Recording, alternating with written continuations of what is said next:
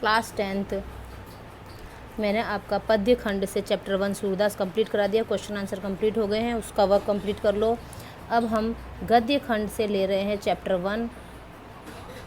11 भारतेंदु हरिश्चंद्र। ये गद्य खंड है। भारतेंदु हरिश्चंद्र जन्म 1850 ईस्वी में, मृत्यु 1885 ईस्वी में। ठीक है, इनका जीवन परिचय हम पढ़ लेंगे। भारतेंदु हरिश्चंद्र का जन्म सन 1850 में काशी के एक प्रतिष्ठित और धनी परिवार में हुआ था, मतलब जाना माने नाम के फैमिली में उनका जन्म हुआ। उनके पिता श्री गोपाल चंद्र भी हिंदी के अच्छे कवि थे। भारतेंदु जी के बाल्यकाल में ही उनके पिता का आकस्मिक देहावसान हो गया और वे उस विपुल संपत्ति के एकमात्र उत्तराधिकारी रह गए, यानी वो इकलौती संतान थे। उन्होंने अपनी संपत्ति लोक सेवा और लोक साहित्य में के कार्यों में लगा दी, यानी लोगों की सेवा करने के कामों में लगा दी।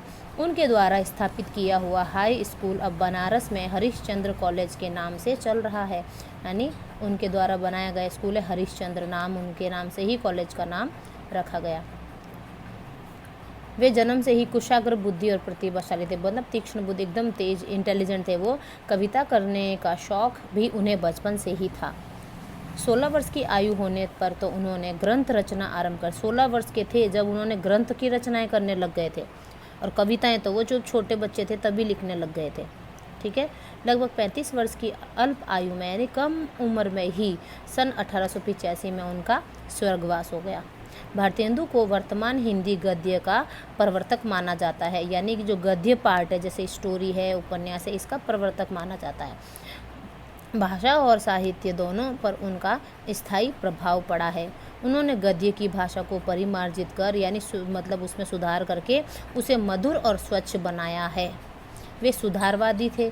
प्राचीन और नवीन का सामंजस्य भारतेंदु जी की सबसे बड़ी विशेषता है, यानी पुराने का और नया का मेल करना।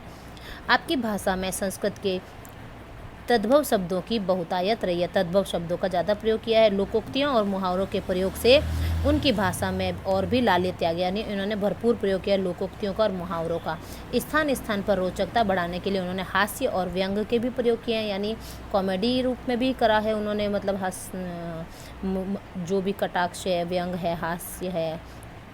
उनकी देश सेवा और साहित्य सेवा से प्रभावित हो उस युग की जनता ने उन्हें भारतेंदु की उपाधि से सुशोभित किया, यानी उस टाइम के लोगों ने उनको भारतेंदु, उनके नाम ही है ना भारतेंदु हरिश्चंद्र, उस युग को ही उन्होंने मतलब भारतेंदु उपाधि दी और उस युग को भारतेंदु युग काल कहा गया।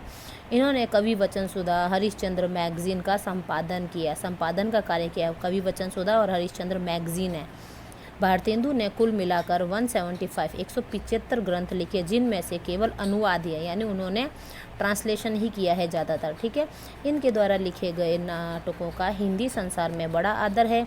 उनमें वैदिकी हिंसा नभवती, कर्पूर मंजरी, सत्य हरिश्चंद्र, चंद्रावली नाटिका, भारत दूरदर्शा, अंधेर नगरी, नील देवी, मुद्रा राक्षस आदि बहुत प्रसिद्ध है। ठीक है, अब इसमें से ये थोड़ा सा पाठ परिचय पढ़ लेते हैं। इनमें चैप्टर में क्या है, पाठ परिचय है ये। प्रस्तुत निबंध भारतेंदु जी की विनोद प्रिय प्रवृत्ति का प्रतिनिधि उदाहरण है, यानी इसमें हास्य व्यंग थोड़ा है। इसमें उन्होंने तत्कालीन समाज का एक व्यंग्यपूर्ण चित्र अपनी हास्य व्यंग्यात्मक शैली में प्रस्तुत किया, यानी किसी में जब है ना, किसी भी निबंध में, शैली में या निबंध में या उपन्यास में जो हंसी मजाक की या किसी पर कोई उपहास किया गया, मजाक उड़ाया गया, कटाक्ष किया गया हो, तो उसको व्यंग्यपूर्ण बोलते हैं। यानी उसमें एक वैसी लैंग्वेज ली रखी है कि भाई जिसको पढ़ के थोड़ा उनका मजाक उड़े या हंसी आए, है ना, तो वो शैली है हास्य व्यंग्यात्मक शैली कहलाती है। संसार में प्रत्येक मनुष्य अपने यश के लिए क्या क्या प्रयत्न करता है, यानी अपने नाम के लिए, अपनी प्रसिद्ध नेम फेम के लिए इंसान क्या से क्या कर जाता है, वह अपना नाम अमर करने के लिए किस किस प्रकार ललायत रहता है। यानी कि वो बोल रहे हैं कि इंसान अपने नाम को फेमस करने के लिए क्या क्या कर सकता है, मतलब किस क्या क्या चीज़ें, मतलब मतलब लालच रहता है उसको, अपने वो कुछ भी कर जाता है। यही इस पाठ का वर्ण विषय मेन पॉइंट इसका यही है।